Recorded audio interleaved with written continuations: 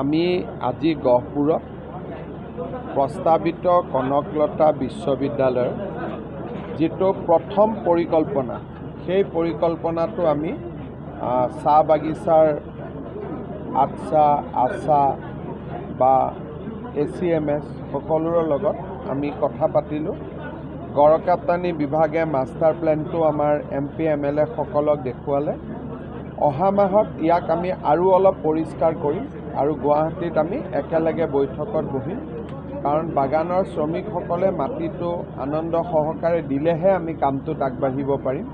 তাৰ আলোচনাৰ প্ৰক্ৰিয়া এটা বৰ্তমান চলি আছে। জ্যোতি উদ্যানটো থাকিবই, এজিটিছ থাকিব, সেইটোত কোনো সমস্যা নাই। আমি বাগিচাৰ ফালেহে কৰিম আৰু মথাউৰিটোও ভাল হ'ব।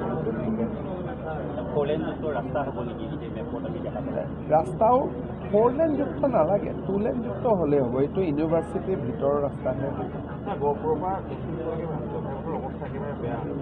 গহপুৰৰ পৰা লখিমপুৰলৈ ৰাস্তাৰ 15 kilometre already 55 kilometre already tender হৈছে। 2 দিনতে কাম আৰম্ভ হ'ব। অলপ বৰষুণটো কমিব দিয়ক, গোটেই ৰাস্তাখিনি ভাল হৈ যাব।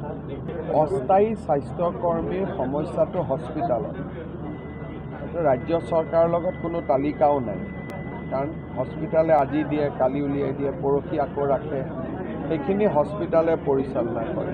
ঠিকাভিত্তিক শিক্ষকসকলৰ কথা আমি আলোচনা কৰি আছোঁ পাৰ্মানেণ্ট কৰাৰ কাৰণে। এইটো ভাৰত চৰকাৰে সুপ্ৰিম কোৰ্টত এপিল কৰিছে আৰু ভাৰত চৰকাৰে আমাক এই ক্ষেত্ৰত সিদ্ধান্ত ল'ব মানা কৰিছে, কাৰণ ভাৰত চৰকাৰে উচ্চতম ন্যায়ালয়ত এই গোটেই বস্তুটোক লৈ আবেদন কৰিছে। আপুনি বিচৰা বাতৰি পাব কেৱল নিউজ 18 এপত। নিউজ 18 এপ ডাউনলোড কৰিবলৈ স্কেন কৰক এই QR কোড। গুগল প্লে ষ্টৰতো পাব এই নিউজ 18 এপ।